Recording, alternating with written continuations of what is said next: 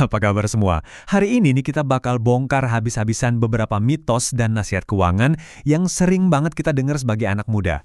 Kita bakal lihat mana yang masih relevan dan mana yang mungkin udah waktunya kita tinggalin. Yuk kita mulai aja. Oke, kita langsung mulai dengan satu pertanyaan penting. Apa sih kesalahan finansial paling fatal yang dilakuin anak muda? Jawabannya, mungkin bukan yang kalian kira. Ini bukan soal kebanyakan ngopi di kafe atau boros buat nonton konser. Bukan, ini jauh lebih dalam dari itu. Nah, ini dia jawabannya. Kesalahan paling gawat itu ternyata adalah kita nggak kenal sama diri kita sendiri. Kita nggak paham apa kebutuhan kita, gimana latar belakang kita, dan apa identitas kita. Kita sering banget kan ngelen mentah-mentah semua nasihat keuangan di luar sana. Padahal ingat, personal finance itu bukan soal rumus pasti, tapi soal siapa diri kita. Oke, kita bedah lebih dalam ya. Coba deh, bayangin setiap saran keuangan yang kamu dapat, entah dari TikTok, Instagram, atau dari manapun, itu harus ngelewatin satu filter utama. Dan filter itu adalah konteks hidup kamu sendiri. Siapa kamu, dari mana kamu datang, dan apa aja tanggung jawabmu sekarang. Betul banget, finansial itu super personal. Strategi yang bikin teman kamu sukses belum tentu loh berhasil buat kamu. Kenapa?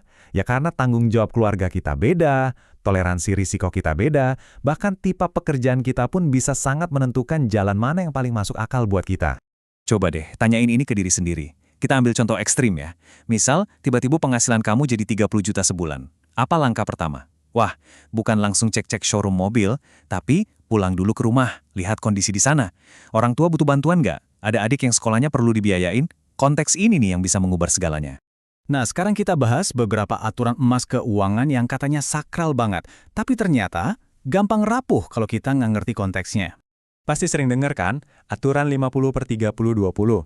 50% buat kebutuhan, 30% keinginan, 20% tabungan. Kedengarannya keren, simpel, dan bener banget kan? Tapi pertanyaannya, apa aturan ini berlaku buat semua orang, di semua level gaji? Jawabannya, ternyata enggak. Coba deh lihat perbandingan ini, kalau gaji kamu 10 juta, yang ngabisin 5 juta buat kebutuhan hidup itu sangat masuk akal. Tapi, coba bayangin kalau penghasilan kamu udah 200 juta sebulan, apa iya kamu butuh 100 juta cuma buat kebutuhan pokok doang? Kayaknya nggak mungkin kan? Nah, di titik inilah rumus tadi langsung patah. Coba deh renungin kutipan ini sebentar. Dana darurat itu penting banget, krusial. Tapi coba kita pikirin lagi. Aturan ini tuh paling relevan buat siapa? Ya buat mereka yang hidupnya, seperti kata kutipan ini, masih bisa darurat. Gimana kalau situasinya udah beda? Dan ini dia pergeseran mindsetnya. Buat orang yang finansialnya udah lebih stabil atau yang punya jiwa bisnis, uang tunai yang nganggur itu bukan lagi sekedar dana darurat. Fungsinya berubah jadi likuiditas, jadi amunisi, jadi modal yang siap ditembakin kapanpun ada peluang emas di depan mata.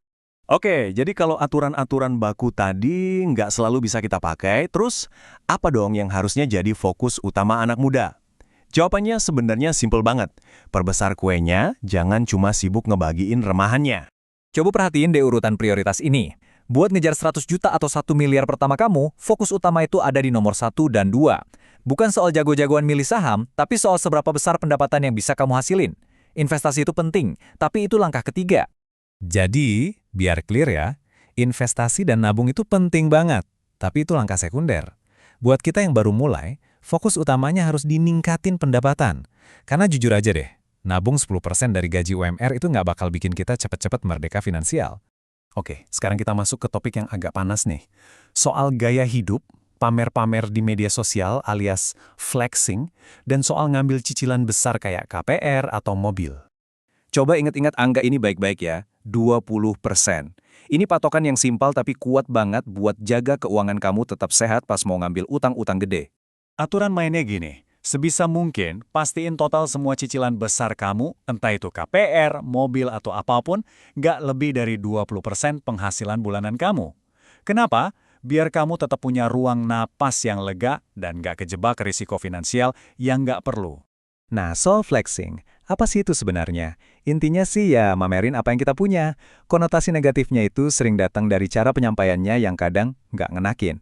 Yang sebenarnya balik lagi ke niat dibelakinnya. Flexing itu kayak pisau. Bisa buat motong buah, bisa juga buat hal yang nggak bener. Semua itu kembali ke niat.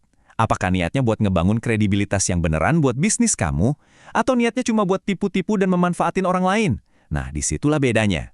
Oke, dari taktik keuangan sekarang kita pindah ke hal yang jauh lebih fundamental. Kita akan bahas soal skill yang benar-benar bisa ngebangun kekayaan buat jangka panjang. Ini dia 3 skill fondasinya.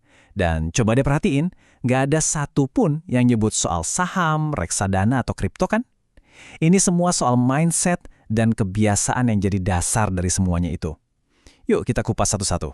Skill pertama dan mungkin paling penting, jangan gengsian. Kemauan buat ngerjain sesuatu yang kelihatannya nggak glamor, itu superpower. Bisnis kayak ngelola limbah, jadi supplier bahan bangunan, mungkin nggak kelihatan keren buat di-post di Instagram. Tapi percaya deh, margin profitnya seringkali tebel banget. Kedua, soft skill.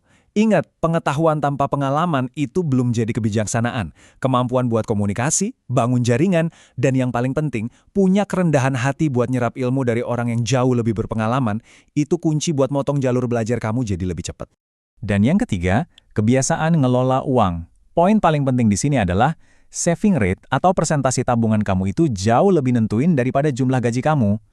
Biasain dari sekarang buat punya saving rate yang tinggi, bahkan 50-80% pas penghasilan masih kecil.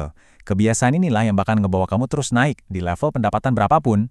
Dan akhirnya kita balik lagi ke titik awal kan. Pada akhirnya, ini semua bukan soal berapa banyak uang yang kamu punya, tapi soal siapa diri kamu. Jadi pertanyaan paling penting yang harus kamu jawab sekarang, bukanlah gimana caranya jadi kaya, tapi gue udah bener-bener kenal belum ya sama diri gue sendiri. Thank you banget udah nyimak.